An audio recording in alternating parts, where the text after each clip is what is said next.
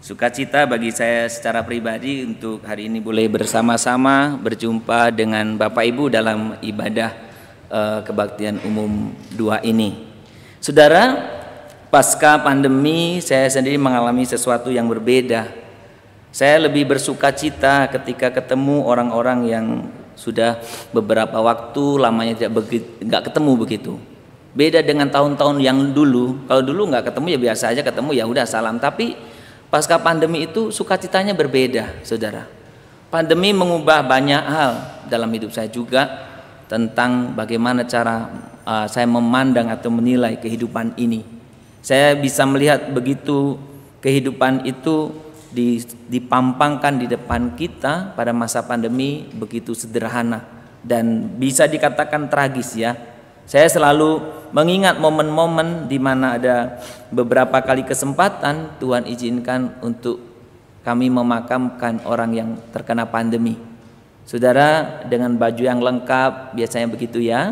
Kemudian waktu yang sangat mepet memakamkan itu, dan di depan itu di sekitar kita itu eskavator menggali tanah ya, berisik, dan petugas itu selalu mengingatkan kita bahwa waktunya cepat begitu ya, karena di belakang itu biasanya orang begitu antri. Saudara, saya momen-momen itu membuat saya juga memikirkan, Tuhan seperti ininya kehidupan kami, begitu singkat. Maka ketika sampai hari ini saya ada, saudara-saudara ada, saya sendiri menyadari berarti Tuhan punya rencana tertentu, punya maksud tertentu. Kenapa Tuhan sisakan kita? Masih ada sampai hari ini. Saya percaya Tuhan punya rencana masing-masing buat kehidupan kita bersama. Tentu sebagai orang percaya masih tinggal di tengah-tengah dunia ini. Sekali lagi saya bersukacita bertemu dengan Bapak Ibu, dan terima kasih untuk Pak Pendeta Sony dan juga majelis GMI Jakarta Pusat lagi nih kan. GMI Anugerah yang telah memberikan kesempatan untuk saya bisa bersama-sama dengan Bapak Ibu beribadah di tempat ini. Sukacita, senang juga hari ini ada beberapa orang. Ada Pak Bishop juga di depan saya. Wah, saya jadi grogi nih khotbahnya. Ada Pak Bishop hadir bersama-sama kita. Selamat beribadah kepada kita semuanya. Bapak Ibu, hari ini saya diberikan naskah atau teks dari yang tersedia di Almanak Gereja Metodis Indonesia. Saudara, ini satu juga hal yang bersyukur juga bagi saya, karena udah beberapa lama kadang saya tidak ikuti khotbah di dalam Almanak. Memang Almanak selalu kita pakai, tapi tema-tema tersusun tersendiri begitu ya di gereja lokal. Dan hari ini sungguh mengajar saya juga, karena saya harus melihat lagi dari awal, mengecek begitu ya apa-apa yang ingin atau yang ingin disampaikan dalam konteks Almanak itu. Saudara, hari ini kita akan bersama-sama belajar firman Tuhan dari Matius pasal yang kelima, saudara. Matius pasal yang kelima. Kita akan membaca ayat yang ke-21 sampai dengan ayat yang ke-21 sampai dengan ayat yang ke-37. Matius pasal 5 ayat yang ke-21 sampai dengan ayat yang ke-37.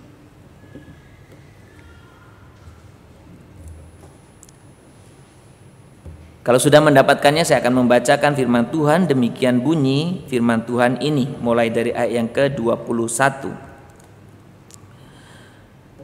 Kamu telah mendengar yang difirmankan kepada nenek moyang kita, jangan membunuh. Siapa yang membunuh harus dihukum. Tetapi aku berkata kepadamu, setiap orang yang marah terhadap saudaranya harus dihukum. Siapa yang berkata kepada saudaranya kafir harus dihadapkan ke mahkamah agama, dan siapa yang berkata jahil harus diserahkan ke dalam neraka yang menyala-nyala.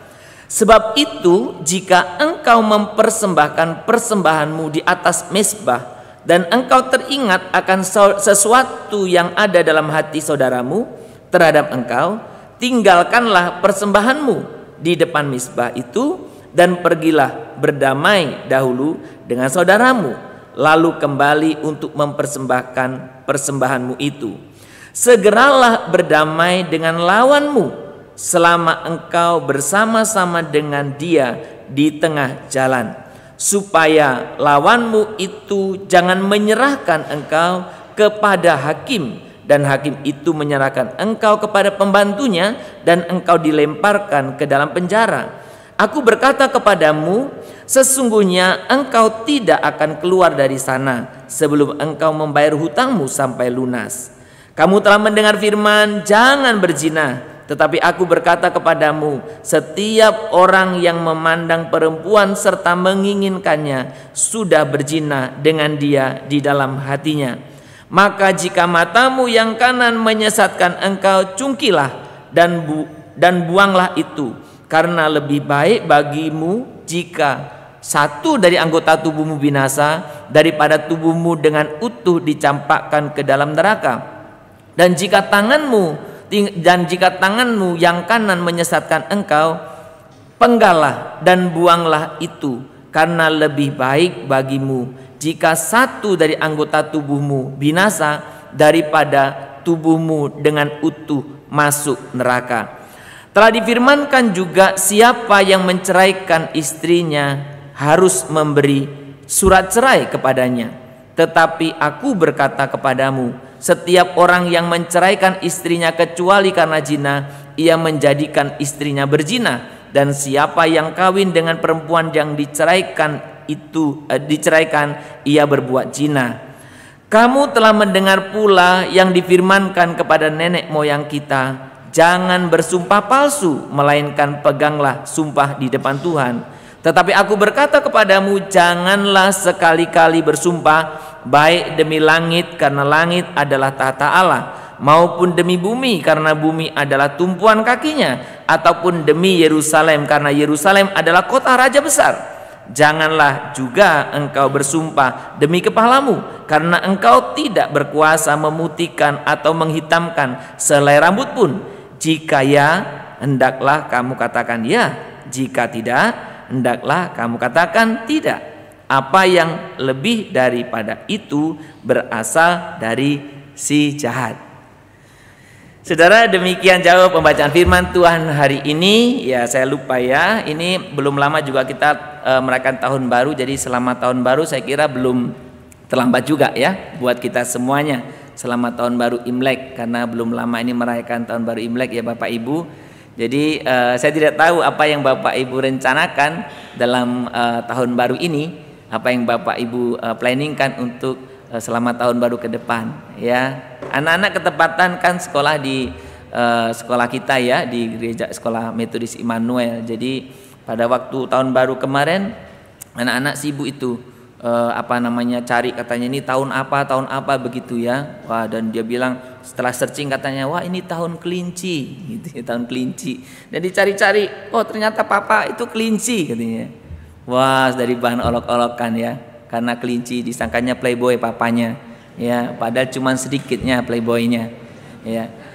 Saya tidak tahu Bapak Ibu apakah masih ada yang begitu-gitu ya, sekalipun ya mungkin sederhana ya. Kita percaya, kita orang percaya kan tidak mengikuti itu lagi. Tapi pengalaman yang sederhana ini, saya mau katakan bahwa ada banyak segi kehidupan kita itu sebetulnya tidak jauh berbeda dari orang lain. Ya, itu hal yang positif kan, hal yang positif artinya hal yang baik, oh cari-cari gitu begini ya. Tapi ada hal-hal yang lain ya, menyangkut kehidupan kita itu kita hampir sama juga dengan orang lain. Apakah ketika menghadapi situasi-situasi krisis, saudara, ketika dalam situasi panik kita bisa lihat siapa kita. Dan kadang reaksi orang Kristen juga tidak berbeda dari orang lain. Beberapa kali ada pengalaman sederhana ketika antri di pom bensin, saudaraku. Kadang sikap orang Kristen pun tidak jauh berbeda dengan yang lain, pengen menyerobot. Ketika jalan macet, hujan atau bagaimana, orang Kristen juga tidak jauh berbeda.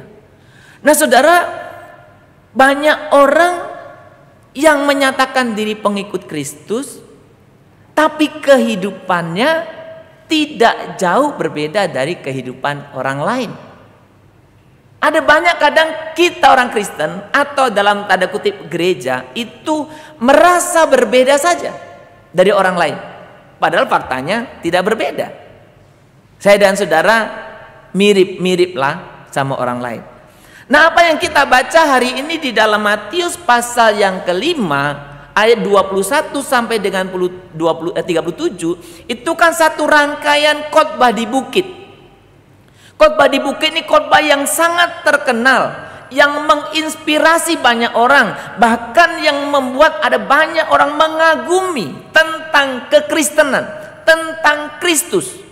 Dan kalau saudara membaca dari pasal 7 nanti, pasal 6, pasal 5, pasal 6, pasal 7, saudara bisa melihat bagaimana diperlihatkan semestinya saya dan saudara itu memiliki kehidupan yang sama sekali berbeda dengan orang-orang di dunia ini. Kehidupan murid-murid Kristus itu semestinya berbeda dengan orang-orang di dunia ini. Maka John Stott dalam bukunya memberikan judul bahwa khotbah di bukit itu salah satu judulnya adalah berani tampil beda. Saudara, apa yang kita baca hari ini pasal yang kelima ayat 21 sampai dengan 37 mengangkat beberapa perintah yang utama, yang semuanya itu berkaitan dengan relasi antar kita dalam kehidupan sehari-hari. Saudara, di ayat 20 Tuhan Yesus mengatakan begini saudaraku, bahwa kehidupan keagamaan kita tidak boleh sama, atau kita harus lebih baik dari kehidupan orang-orang Farisi dan ahli-ahli Taurat. Sudah ada sebuah buku yang mengatakan bahwa keagamaan atau agama bisa menjadi satu sumber penyebab malapetaka, ya, when religion becomes evil. Di dalamnya ada berisi peringatan-peringatan lah, ada 5 peringatan disampaikan oleh penulis buku ini. Bagaimana agama bisa memberikan atau membawa ekses yang negatif. Dan saudara, sebenarnya apa yang dituliskan oleh penulis buku ini, saudara, sebenarnya apa yang sudah terjadi, yang sedang terjadi. Kalau saudara membaca di dalam Alkitab juga ada banyak orang-orang yang melakukan tindak kekerasan mengatasnamakan Tuhan dan agama. Dalam sejarah setelah Alkitab, dalam tragedi perang-perang, ya kita sebut sajalah perang-perang salib, sama juga. Orang melakukan pembantaian, orang melakukan kekerasan, bahkan pembunuhan mengatasnamakan Tuhan atau agama, atau dengan kata lain membawa-bawa agama. Dan di hadapan kita, saudaraku, sering terlihat orang-orang juga menyerukan atas nama agama, tapi tindakannya melakukan tindakan kekerasan, melakukan tindakan bully, bahkan melakukan pembunuhan, mengatasnamakan agama, mengatasnamakan Tuhan bahkan. Saudara, kenapa ini terjadi? Menurut penulis buku ini, salah satu sebabnya kalau kitab suci dalam sebuah agama itu hanya ditafsirkan secara hurufiah, secara harfiah, dan untuk kepentingan diri sendiri. Saudara, Rasul Petrus dipakai oleh Tuhan juga untuk mengingatkan bahwa kalau nubuatan-nubuatan dalam kitab Nabi itu ditafsirkan hanya dengan kepentingan sendiri, itu berbahaya. Tidak boleh ditafsirkan. Itulah kita perlu memahaminya dengan benar. Nah, saudara-saudara, tadi saya katakan bahwa Yesus mengatakan di dalam pasal ayat yang ke-20, jika hidup keagamaanmu itu tidak lebih benar daripada hidup keagamaan ahli Taurat dan orang-orang Farisi, sesungguhnya kamu tidak akan masuk ke dalam kerajaan surga. Tuhan ingin saya dan saudara sebagai orang-orang pengikutnya, muridnya, memiliki kehidupan yang berbeda. Tentu dalam pengertiannya benar ya Bapak Ibu. Karena ada banyak orang beranggapan bahwa kita jangan seperti ahli Taurat dan Farisi dalam pengertian sekedar berbeda. Sudah ada suatu ketika orang begini, minggu mau ke gereja sebetulnya, tapi ada acara. Kemudian diskusi lah, biasalah ya kaum bapak biasa diskusi ya. Kemudian temannya bilang, ya udahlah acaramu dulu kan lebih penting. Aduh tapi kan minggu ke gereja nggak enak. Dia bilang gitu kan. Ah kau macam orang Farisi saja. Iya.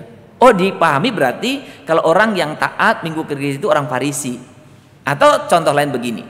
Kadang-kadang kita suka mengatakan begini. Oh teman-teman itu nggak enak ya. Saudara-saudara kita. Oh ibadah harus 5 kali.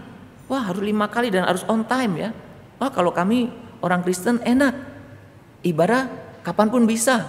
Ya kapan aja. Berapa kali? Pokoknya berkali-kali bisa. Ya sekalipun faktanya kadang seminggu sekalipun malas datang kan. Saudara, kita seringkali seolah-olah berbeda itu jadi lebih rendah nilainya. Kata-kata yang dipakai dalam ayat ini saudara perhatikan. Kalau kehidupan keagamaanmu, hidup keagamaanmu tidak lebih baik. Perhatikan. Bukan berbeda saja, tapi harus lebih benar, lebih baik. Berarti saya dan saudara tetap mengikuti apa yang dinyatakan secara regulasi itu, tetapi dengan pemahaman yang lebih benar, yang lebih baik, saudara-saudara. Dan Tuhan dengan jelas katakan, saya dan saudara harus memiliki kualitas hidup yang lebih benar, yang lebih baik dari orang-orang Farisi dan ahli-ahli Taurat. Saudara-saudara, kalau saudara memperhatikan di dalam bagian ini, kita melihat bagaimana Tuhan Yesus memberikan satu standar yang lebih tinggi. Ya kita semua mungkin tahu ya, karena ahli Taurat, orang Farisi ini kan biasa ya, kita sering dengar istilahnya. Orang Farisi, ahli Taurat ini kan orang-orang yang mengerti hukum, ya kan? Mengerti hukum. Dia bukan hanya mengerti hukum, bahkan mereka ini pembuat hukum. Karena mereka itu kan ada penambahan banyak itu hukum-hukum selain 10 hukum Taurat itu. Ada banyak aturan-aturan yang ditambahkan, yang menjadi satu aturan yang kadang-kadang tambahan itu bahkan lebih utama dari yang utama yang diberikan oleh Tuhan Allah melalui Musa itu. Ya, jadi berbicara hukum mereka sudah hafal lah, ya. Dan mereka seringkali memakai hukum tertulis ini untuk mencoba menjerat orang, ya kan? Maka berapa kali Tuhan Yesus sendiri menjadi korban, ya jebakan ini kan? Dia lihat nih pada waktu hari Sabat, Yesus melakukan apa nih? Pokoknya melakukan aktivitas, dianggap dia bekerja, dianggap melanggar hukum Taurat. Bahkan dia juga seringkali memancing-mancing dengan pertanyaan-pertanyaan yang ingin menjebak juga, ya, tentang pertanyaan pajak, tentang pertanyaan tentang hari Sabat, saudara. Jadi mereka mengerti. Nah sekarang Tuhan Yesus ingin mengajarkan kepada murid-murid, karena murid-murid juga tinggal dalam konteks orang yang mengerti itu. Lalu bagaimana murid-murid harusnya?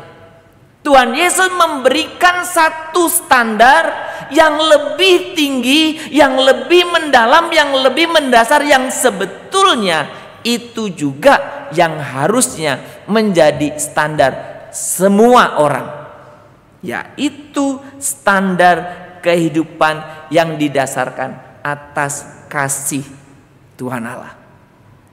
Jadi melakukan hukum, aturan-aturan yang Tuhan berikan berdasarkan atau didasarkan atas kasih, ya, kasih.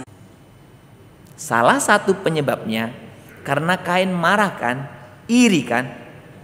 Kenapa ini Habil diterima menurut konsep waktu itu kan? Kenapa saya tidak?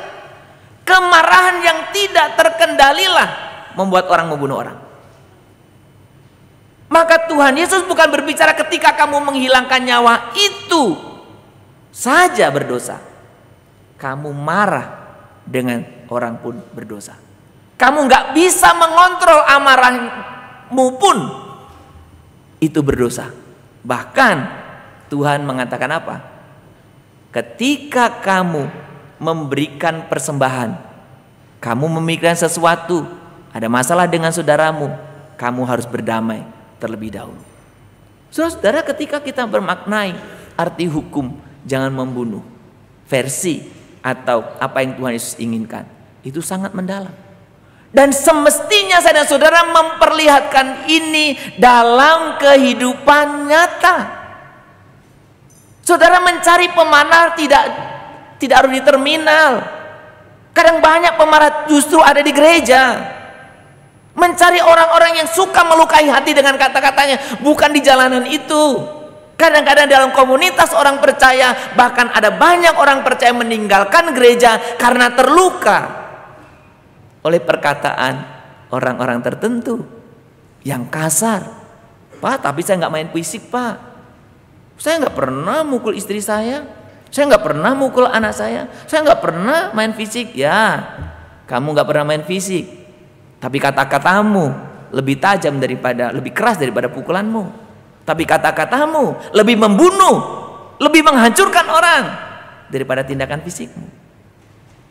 Saudara, maka ketika kita berbicara tentang bagaimana kehidupan kekristenan yang berbeda, salah satu hal yang kita harus perlihatkan termasuk dalam kita mengampuni, melepaskan pengampunan dalam berkata-kata kita, dalam amarah kita. Saya tidak tahu apakah di antara kita ada orang yang punya masalah tentang marah. Saya sendiri dulu punya masalah dengan marah. Ya, saya orang yang temperamental dan saya sering saksikan ini di mana-mana. Sampai suatu ketika Tuhan menolong saya untuk menyadari bahwa itu saya salah. Dan saya bersyukur, saya bertemu komunitas yang membimbing saya, diajari supaya jangan jadi pemarah. Belajarlah doa puasa. Jadi saya pertama sekali mengenal doa puasa itu karena saya ingin tidak jadi pemarah. Jadi saya doa puasa sampai mungkin bukan berbulan deh itu melakukannya, bertahun. Karena ketika kita bisa mengendalikan lapar kita bisa mengendalikan mulut kita. Kita bisa mengendalikan emosi kita. Kalau lapar aja susah dikendalikan, makanya kan saudara kalau ingin buat orang marah, buat aja lapar. Marah itu. Kalau pengen buat orang tenang, makanya kan ada orang yang strategi lobbynya kan, makan dulu, ya makan udah kenyang, baru ditodong, ya kan. Karena kalau udah kenyang udah tenang dia. Kalau sudah lapar, marah. Saudara, saya tidak, kalau ada saudara-saudaraku yang punya masalah dengan emosi, ya, kita bisa atasi, kita bisa selesaikan. Dengan apa? Bagaimana kita merasakan kasih Tuhan, ya, merasakan kasih Tuhan. Yang kedua, saudara, kalau saudara memperhatikan di sana di dalam bagian kedua menyangkut tentang berzina. Ya, dikatakan apa di sana yang ke-27? Dikatakan bahwa kamu telah mendengar firman jangan berzina. Berzina pemahaman pada waktu itu adalah orang yang bukan suami istri melakukan hubungan suami istri pada waktu itu. Dan dalam kisah pelayanan Yesus kan beberapa kali ada orang ketangkap berzina. Dan dalam perjanjian lama juga ada aturan-aturan itu. Hukum orang berzina. Bahkan ada aturan-aturan yang ingin menjelaskan orang ini berzina atau diperkosa. Sampai ada hukum begitu. Maka salah satu hal yang diangkat oleh Tuhan Yesus menyangkut berzina. Tuhan Yesus memberikan makna bukan suami istri itu melakukan hubungan suami istri, tapi lebih dari itu. Apa dikatakan di sana? Dikatakan di dalam ayat berikutnya, tetapi aku berkata kepadamu, setiap orang yang memandang perempuan serta menginginkannya sudah berzina dengan dia di dalam hatinya. Saudara, tahun berapa itu ya? Banyak orang jadi mendiskusikan boleh cerai atau tidak. Memang pagi ini sebenarnya saya ingin menghindari bicara cerai atau tidak. Tapi menyangkut zina ini ada orang bertanya begitu. Ya, maka jika tetapi aku berkata kepadamu, setiap orang yang memandang, kemudian dan jika mana tadi ya? Yang tentang perceraian tadi.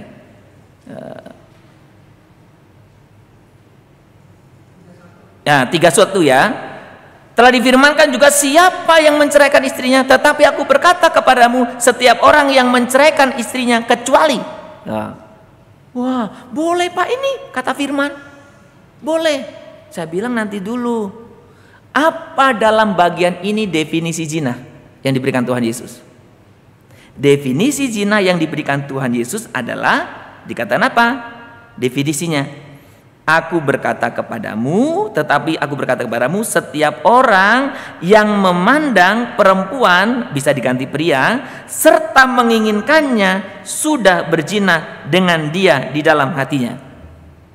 Pertanyaan saya, dengan definisi ini, siapa yang sudah berzina? Siapa yang tidak pernah berzina? Definisinya itu ya, memandang, menginginkan dalam hatinya, baik pria maupun wanita. Pria memandang wanita, menginginkannya, berzina. Wanita memandang pria, menginginkannya, berzina. Nah, kalau zaman ini sekarang zaman aneh lagi. Pria memandang pria, menginginkannya. Wanita menginginkannya. Saudara, saya tidak tahu, tapi dalam kehidupan kita, ya mungkin Anda marah ya. Dalam kehidupan saya pun kadang-kadang tergoda itu kan, melihat orang menginginkannya. Saya waktu membaca ini pun, Tuhan, berarti saya pun pernah berzina, memandang menginginkannya. Apakah di sini ada yang memandang orang siapapun tidak pernah menginginkannya? Saudara, kalau kita meletakkan ukuran itu, sebetulnya tidak ada satu orang pun yang tidak pernah berzina. Kalau kita meletakkan lagi ukuran itu, berarti Tuhan tidak suka, tidak setuju kita bercerai. Tidak ada perceraian. Tuhan memberikan satu ukuran yang baru. Menyangkut perzinahan bukan hanya tindakan hubungan suami istri yang terlarang itu, tetapi menyangkut hawa nafsu kita. Menyangkut bagaimana saya dan saudara mengendalikan hawa nafsu terhadap relasi lawan jenis kita, saudara-saudara. Maka saudara, ketika kita berbicara tentang kehidupan kita yang Tuhan inginkan, kita mempunyai ukuran yang begitu tinggi. Saudara, salah satu persoalan yang sering ada di sekitar kita, kan masalah perzinahan ini, masalah hawa nafsu ini. Saya sudah tahu beberapa tempat yang perselingkuhan itu menjadi tren, apalagi zaman sekarang. Ketidaksetiaan terhadap pasangan, ketidaksetiaan terhadap kekudusan pribadinya bagi yang belum menikah, itu seolah menjadi tren. Mulai dari kalangan anak-anak kecil, remaja, nah terlebih yang sudah berumah tangga. Nah, Tuhan ingin saya dan saudara, ketika kita berbicara memaknai perintah Tuhan dalam relasi kita dengan sesama, saya dan saudara belajar mengendalikan hawa nafsu saya dan saudara. Saudara, salah satu yang sangat ingin dihancurkan adalah keutuhan pasangan, keluarga-keluarga. Salah satu yang sering diserang adalah keutuhan, kesetiaan dalam pernikahan. Dan ketika kita mengerti firman ini, maka firman ini, saudara, akan menolong kita untuk menjaga. Kita bisa mengendalikan hawa nafsu kita. Saudara, bagian yang ketiga, Tuhan Yesus angkat tentang bagaimana larangan untuk bersumpah palsu. Tentu ini tidak berbicara tentang sumpah mungkin yang di pengadilan ya dan sebagainya, karena memang harus bersumpah kan. Tapi saudara, sumpah palsu ini artinya orang yang bersumpah tapi nggak ngomong sebenarnya. Swear, sambar geledek, sambar betulan. Ya kan? Karena bohongnya sebetulnya. Nah, maka Tuhan Yesus memberikan makna yang lebih mendalam dan mendasar. Kamu nggak usah bersumpah demi langit, demi bumi, nggak usah. Kamu juga nggak usah bersumpah demi kepalamu, karena kamu nggak bisa menghitamkan dan memutihkan kepalamu. Kalau iya ngomong aja ya, kalau tidak ya ngomong tidak. Saudara, berarti Tuhan Yesus ingin saya dan saudara sebagai murid-murid itu, salah satu bukti murid Yesus itu orang yang bisa dipegang perkataannya. Jangan ngomong apa pagi, ngomong apa sore. Iya kan? Pagi ngomong apa, sore ngomong apa. Saudara, ada banyak orang itu berbohong. Orang berbohong itu lebih susah, saudaraku. Orang itu yang paling gampang ngomong apa adanya. Anda gak perlu mengingat-ingat kan?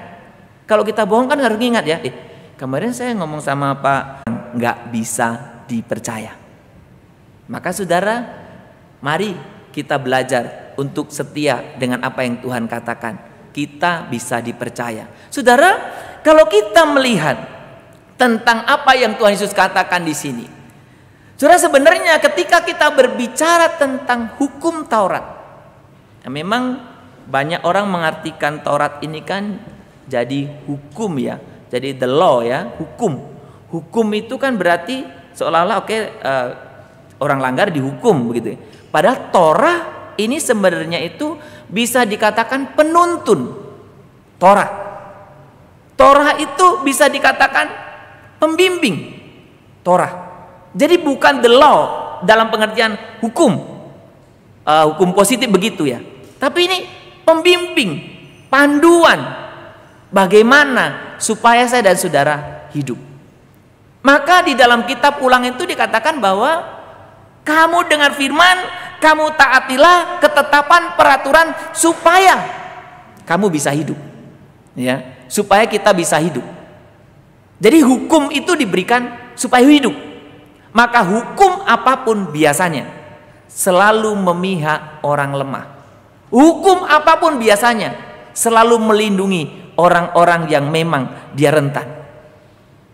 Maka saudara, ketika ada hukum, ya, apapun yang dibicarakan, yang selalu menjadi perhatian adalah jangan sampai orang-orang yang mengalami kesulitan atau orang lemah itu dikorbankan. Nah, hukum yang Tuhan Allah berikan, panduan yang Tuhan Allah berikan itu membuat saya dan saudara sebetulnya memiliki kualitas hidup yang lebih tinggi. Kehidupan kita berbeda dari orang lain. Saudara, tadi di depan saya katakan, kalau hari ini saya masih hidup, saudara masih hidup, Tuhan punya rencana buat saya dan saudara. Dan salah satu yang di awal tahun ini Tuhan ingatkan terhadap kehidupan saya, dan ini yang coba saya sharingkan kepada jemaat, bahwa di dalam setiap kehidupan kita Tuhan ingin kita membuat sesuatu yang berbeda di dunia ini. Saudara, di sepanjang tahun ini, tahun 2023 ini, di awal Januari, saya mengajak jemaat untuk merenungkan dalam setiap doa pagi tentang bagaimana menggali potensi hidup. Itu salah satu lahir karena saya memikirkan bagaimana Tuhan masih beri kepada kita kesempatan hidup. Apa yang kita bisa lakukan dalam kehidupan kita. Ketika Tuhan berikan kepada kita hidup, dan Tuhan ingin kita, saya dan saudara, hidup itu berbeda, menjadi pembeda dimanapun saya dan saudara ada. Maka ketika saya dan saudara ada, orang bisa lihat, oh ini anak-anak Tuhan. Sudah rangkaian khotbah di bukit ini berbicara itu, dan bukankah itu yang selalu kita doakan? Ketika kita mengucapkan doa Bapa kami, apa yang kita rindukan? Mana yang seperti mana? Bumi seperti surga atau surga seperti bumi? Jadilah kehendakmu di bumi seperti di surga. Tapi seringkali perilaku kita, jadilah kehendakku di surga seperti di bumi. Bukankah begitu? Karena ketika saya dan saudara berdoa, jadilah kehendakmu di bumi seperti di surga, berarti apa yang Tuhan inginkan secara khusus melalui firman Tuhan hari ini, kitalah yang mempraktekannya. Bagaimana kita bisa menjadi teladan dalam sikap kita, menyangkut amarah kita, menyangkut bagaimana kita mengendalikan hawa nafsu kita, dan menyangkut kata-kata kita. Dalam bagian yang lain Tuhan Yesus katakan apa? Garam itu kalau sudah kehilangan asinnya, nggak ada gunanya. Selain dibuang, dan bukan hanya itu, diinjak orang. Nah, saudara, satu prinsip yang kita harus pahami di sini, ketaatan yang didasarkan legalisme, seringkali ketaatan ini justru apa? Merusak relasi, bukan? Bukankah sering atas nama pelanggaran jadi relasi kita rusak? Bukankah sering atas nama pelanggaran kemanusiaan kita hilang? Bukankah sering bicara keadilan, macam-macam lah, ya. Nah, di sini ada banyak ahli-ahli hukum. Tapi saudara, ketaatan yang Tuhan ingin saya dan saudara miliki, ketaatan yang didasarkan, yang diikat, yang dijiwai oleh kasih. Semakin saya dan saudara taat, semakin saya dan saudara mentaati aturan regulasi yang Tuhan Allah berikan, semakin saya dan saudara punya relasi yang baik, saudaraku. Maka salah satu contoh ideal dari ketaatan bentuk ini adalah apa yang Kristus lakukan untuk menyelamatkan manusia. Manusia semestinya dihukum. Allah adil toh? Tapi satu sisi lagi, Allah mengasihi, bukan? Dia mengorbankan supaya orang-orang dapat diselamatkan, termasuk saya dan saudara. Ketaatan kita di hadapan Tuhan semestinya itu diikuti dengan relasi kita yang baik. Ada banyak orang, saudaraku, yang merasa diri taat, yang merasa diri patuh kepada Tuhan, yang merasa diri rohani, tapi bermasalah mulu sama orang lain. Ya, dia kayaknya salah ya. Bawa Alkitabnya pun sampai di sini ya, kan salah ya. Bawa Alkitabnya udah gitu kan salah gitu kan. Tapi bermasalah terus, selalu nggak ada orang cocok sama dia. Itu perlu dipertanyakan kan? Karena ketaatan yang didasari atas kasih itu justru membangun relasi. Nah, ini kadang-kadang kita juga menciptakan satu istilah yang salah.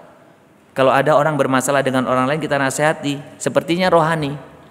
Nggak apa-apalah ke gereja, nggak usah lihat Sumardi itulah. Kita nggak usah lihat orang, lihat Tuhan saja ke gereja. Nah, itulah jadinya. Padahal Tuhan ingin kita bukan lihat Tuhan saja, lihat orang. Mengasihi Allah, mengasihi sesama, bentuk ketaatan ini yang Tuhan inginkan. Semakin kita mengasihi Tuhan, maka relasi kita dengan sesama itu semakin kuat. Maka saudara, ketaatan kita itu merupakan bukti dari kasih kita kepada Allah. Semakin kita mengasihi Tuhan Allah kita, maka kita semakin mentaati. Kalau saudara dasarnya kasih, itu bukan kebencian. Kalau orang menerapkan hukum, bisa karena kebencian. Karena kamu kebencian, oh itu kamu kena pasal ini, kena pasal ini, kena pasal ini, habis. Makanya dibutuhkan pembela, bukan? Tapi ketika kita hidup di dalam Tuhan, ketaatan yang saya dan saudara miliki itu karena kita mengasihi Tuhan. Dalam Yohanes pasal 14 ayat 15 dikatakan siapa? Ketika kita mengasihi Tuhan, maka kita akan melakukan setiap kehendak-Nya. Saudara, kita ingat apa yang Tuhan inginkan dari kita. Kita ingat lagu ini ya, kita boleh nyanyikan bersama. Yesus menginginkan daku bersinar selalu, bersinar baginya. Boleh Bu Pendeta?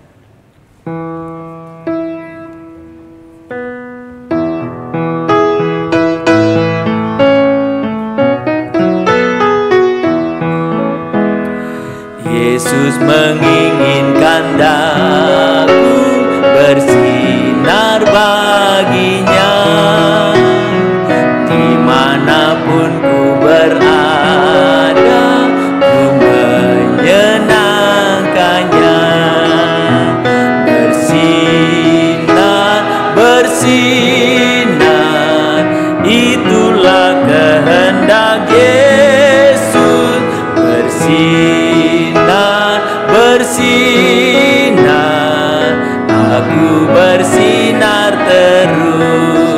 bersinar, bersinar,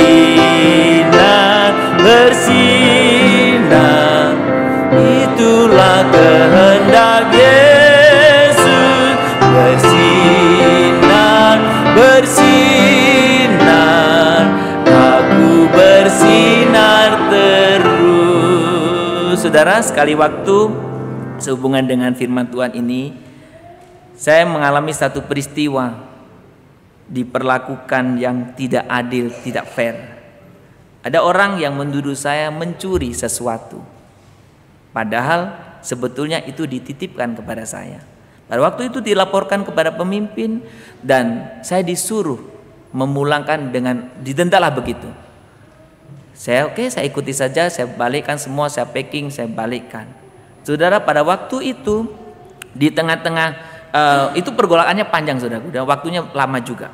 Pada waktu itu ketika saya sudah kembalikan semua, apa yang dibilang oleh yang bersangkutan?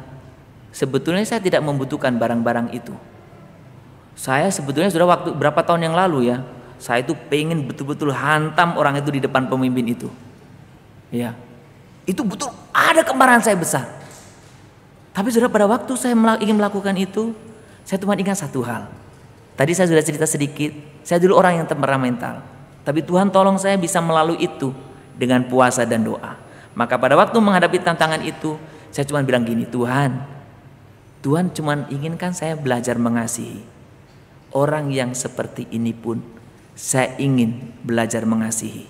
Orang mau ngomong apa silakan. Orang mau ngomong saya penakut, tidak pemberani silakan. Tapi saya ingin belajar mengasihi. Saudara, saya ingin kita menyanyikan lagu ini. Sekali lagi saya undang untuk kita bangkit berdiri.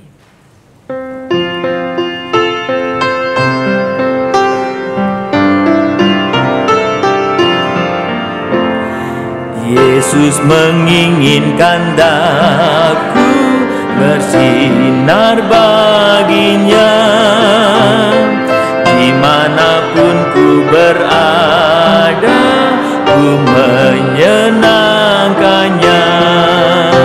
Bersinar, bersinar, itulah kehendak Yesus. Bersinar, bersinar, aku bersinar terus. Saudara, mari kita datang kepada Dia. Tuhan ingin kehidupan keagamaan kita lebih benar dari ahli Taurat dan orang Farisi.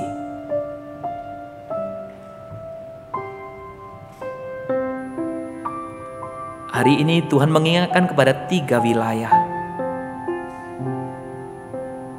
Menyangkut kemarahan dan pengendalian amarahmu. Menyangkut perzinahan dan pengendalian hawa nafsumu. Menyangkut perkataan dan integritasmu.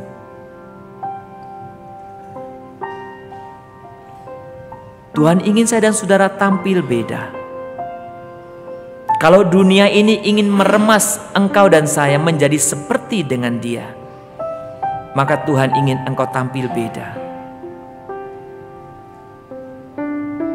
Tuhan ampuni kami kalau kami selama ini, kami sering kali tidak bisa mengendalikan amarah kami. Ampuni kami kalau dengan kata-kata kami yang kasar, keras, dan tajam banyak orang terluka. Ampuni kami Tuhan.